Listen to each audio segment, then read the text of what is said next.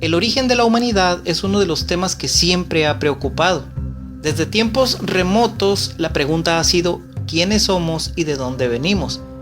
Las únicas opciones que nos ofrece el sistema sobre los orígenes de la humanidad, aclarando y puntualizando que son las más aceptadas, pero nunca comprobadas, son estas dos. Número 1, el creacionismo. Sea la religión que sea, de las miles que existen en este momento o de las miles que ya han desaparecido, por mucho tiempo muchos han creído en la idea de que un ser o un grupo de seres mágicos y poderosos, en algún momento y por alguna razón desconocida, decidió o decidieron crear a la humanidad. La versión que más conocemos los occidentales de esta fantástica historia es la de un ser invisible que ya existía antes de que existiera nada. Un personaje que no sabemos quién es, al que le llaman Dios, el cual tenía una eternidad sin hacer nada, pero de un momento a otro, no se sabe cómo ni por qué, decidió crear todo lo existente. Una serie de cosas muy interesantes, incluido nuestro planeta y todo lo que habita en él. Y después, como máxima obra de arte, crea al ser humano, con un supuesto propósito para nosotros, aunque nunca sepamos ni quién es ese ser, ni en qué consiste tal propósito. Supuestamente nos creó del barro y de una costilla, y por medio del incesto y una serie de problemas con el ego de ese Dios, se dio vida a toda la población actual. Y como dije, de esto hay diferentes versiones dependiendo de la cultura o de la religión. Pero para más detalles ustedes pueden consultar el libro sagrado de su preferencia. La cuestión es que el creacionismo, cualquiera que sea su versión, nos dice que de un momento a otro aparece la humanidad por decisión de esta deidad abstracta y no hay más explicación alguna. Punto. Y número 2, que es el tema que trataré en esta ocasión, es la teoría evolucionista.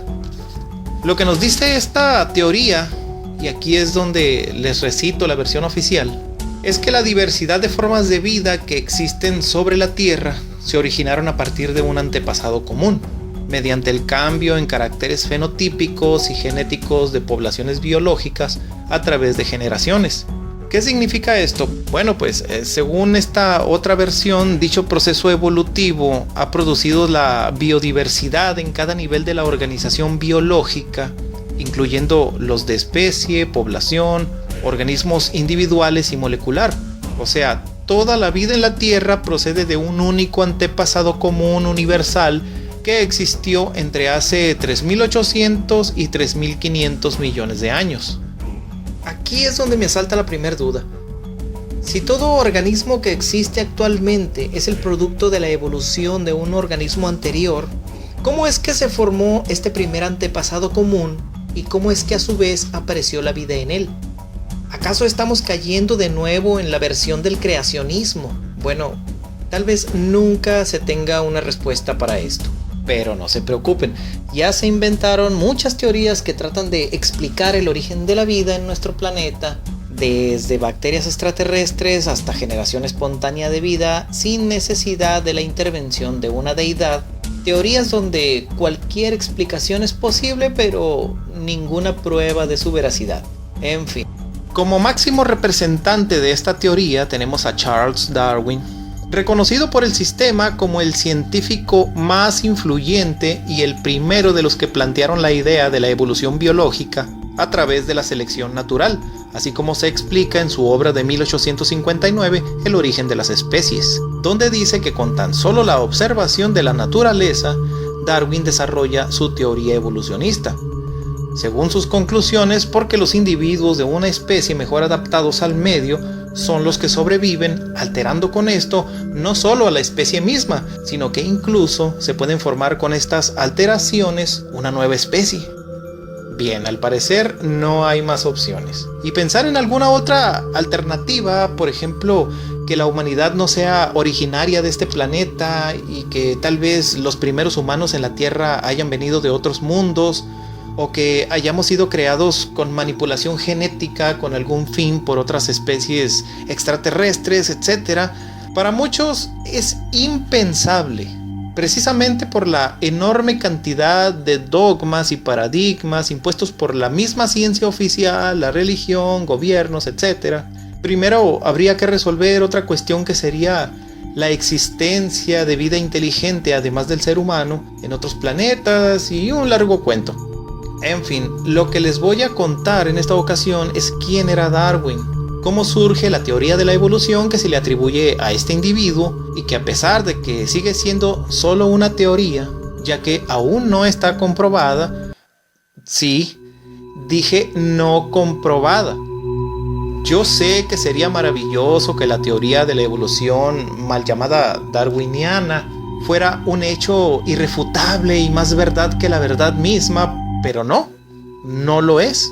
Muchos piensan que antes de Darwin nadie había hablado sobre este tema y que fue este personaje el que dio un giro radical al pensamiento moderno. Pues no, antes de él, personajes como estos plantearon sus teorías evolutivas, pero igual basados solo en mitología y especulaciones. Y después de Darwin también otros más. Hasta el día de hoy este tema se sigue investigando y eso da como resultado que surjan más dudas e incógnitas que respuestas. A lo único que se ha llegado es a más especulaciones, más teorías con el afán de acreditar el evolucionismo y cualquier detalle en la naturaleza que pueda servir como una posible explicación inmediatamente se presenta como una más de las tantas pruebas definitivas que avalan esta teoría. Por lo cual, pensar que la evolución es un hecho científico comprobado y tener a Darwin como un dios de la ciencia es totalmente infundado. No solo porque este señor no era científico, sé que cuesta trabajo creerlo, pero nunca tuvo un título de ciencias y no solo eso, nunca aportó pruebas sólidas que demostraran su teoría y por el contrario, él mismo planteó una serie de problemas que presentaba el evolucionismo, los cuales nunca aclaró, pero él tenía la esperanza de que se resolvieran en el futuro, lo cual aún no sucede. ¿Por qué entonces se considera a este señor digno de ser llamado científico, merecedor de ser tratado como esa eminencia de la ciencia moderna?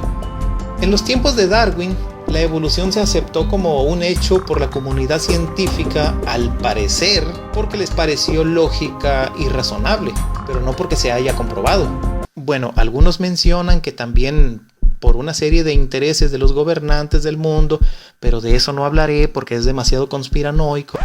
Ok, para empezar, la tecnología que se tenía en la época era muy primitiva y temas como la genética y la bioquímica no existían. Por lo tanto, las teorías planteadas dependían totalmente de la imaginación del investigador.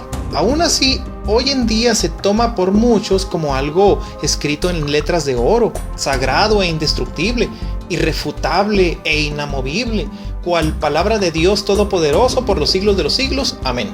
Y peor aún, pecado mortal si te atreves a cuestionar a los llamados científicos, dioses del máximo conocimiento universal, seres inmaculados con la única misión de darnos a conocer la verdad y nada más que la verdad absoluta a nosotros los simples mortales, de entre los cuales nunca, escuchen bien, nunca existirá un solo individuo que pueda compararse en capacidad de análisis, inteligencia, lógica y demás cuestiones maravillosas con esas deidades del conocimiento absoluto.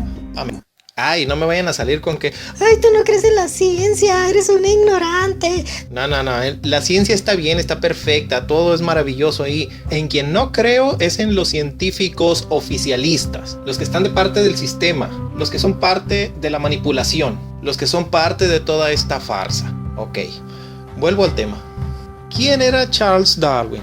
Este señor de padre y abuelo dedicados a la medicina ingresó en la Universidad de Edimburgo en 1825 para también estudiar la misma carrera, no por su gusto, sino por decisión de su padre, ya que al pequeño Charlie no le interesaba estudiar esa carrera, ya que era un hipocondríaco, desconfiaba de los médicos, sentía repugnancia por las operaciones quirúrgicas y para acabar pronto no le gustaba la escuela.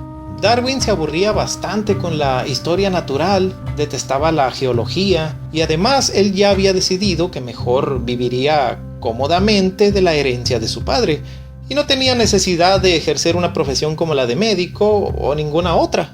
Pero su padre, tratando de impedir que se convirtiera en el hijo ocioso de la familia, lo metió a una escuela eclesiástica para que por lo menos se convirtiera en un sacerdote anglicano rural, y en 1928 ingresa en el Colegio de Cristo de Cambridge, pero tampoco le interesó el estudio, prefirió perder el tiempo en sus pasiones como lo eran la caza, montar a caballo, embriagarse con los amigos, y adquirió el gusto por la pintura y la música, pero resultó ser un pésimo dibujante y con una total carencia de oído musical. Ahí conoció a importantes naturistas y uno de ellos fue el profesor de botánica, el reverendo John Stevens Henslow, del cual se convirtió en seguidor y amigo íntimo, sí, muy íntimo, tanto así que los demás académicos lo llamaban el hombre que se pasea con el reverendo Henslow. Y pues esta amistad le trajo un beneficio inestimable, ya que como a Charlie definitivamente no le interesaba la escuela, este profesor y amigo le ayudó a terminar sus estudios y le consiguió la oportunidad de embarcarse como naturista en un viaje con el capitán Robert Fitzroy, en donde se harían estudios topográficos y medidas cronométricas alrededor del mundo. Viaje que al final duró 5 años, donde Darwin se dedicaba a comparar sus observaciones de la geología con lo que leía en sus libros durante el viaje, y también a recopilar ejemplares de animales y plantas.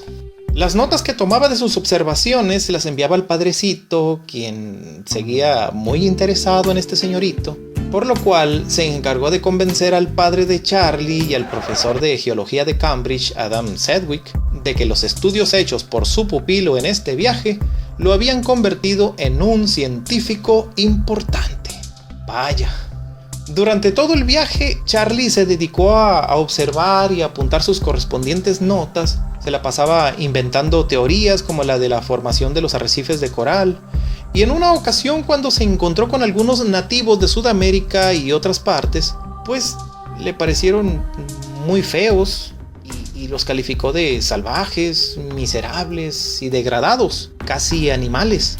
Y debido a esto se le ocurrió que tal vez no había mucha diferencia entre animales y personas.